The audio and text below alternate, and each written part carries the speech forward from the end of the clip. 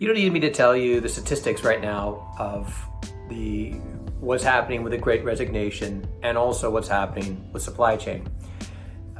I don't go a week without reading either would be Harvard Business Review, Business Week, The Atlantic, Wall Street Journal, any of these periodicals that I read, all of them somewhere, somehow, some way, every other day, minimum, there's some article or mention about what's happening in our world today. And for those that are running a business, it can be frustrating. In fact, I just had an email communication with a service company who is short 28 employees. 28. Now, they're in, I'll put them more in like a hospitality realm, but not medical hospitality. And the challenge is that we're in a state of change, right? I mean, that's the reality. And as we look to navigate and make decisions in our businesses with this lens of limitation, I want to challenge you just to think perhaps a little differently. Opportunities like this, when we're faced with some level of adversity, they give us the ability to, well, in essence, challenge what we believe, challenge how we look at what I call the situation. And when I mean the situation, it's not just like, okay, well, I can't get this or I can't get that, or I've lost these 7 people and I don't have them. But also, it can allow us to do a deeper dive in, do we change any part of what we do and how we do it going forward?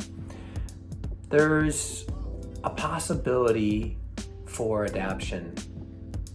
I remember, even working at 3M, one of the things that we were faced with through some of the change we went through is constantly changing the amount of folks that we had in the sales function. And the interesting thing is that we'd go from 20 to 10, just the different ways we would adjust to less people.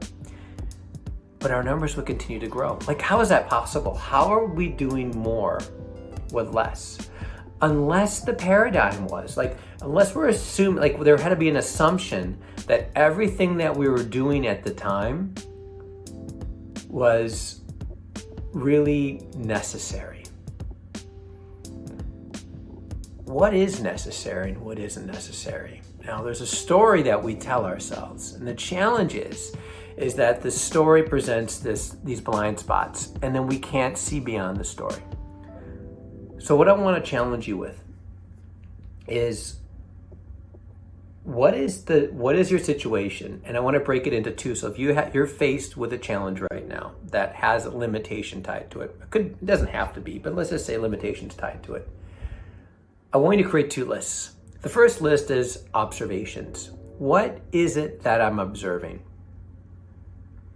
I'm observing that my order cycle went from X to Y. I'm observing that we had 30 people and now we have 20. Whatever. Just facts. Then the other side of it is, what's your story about what you're observing?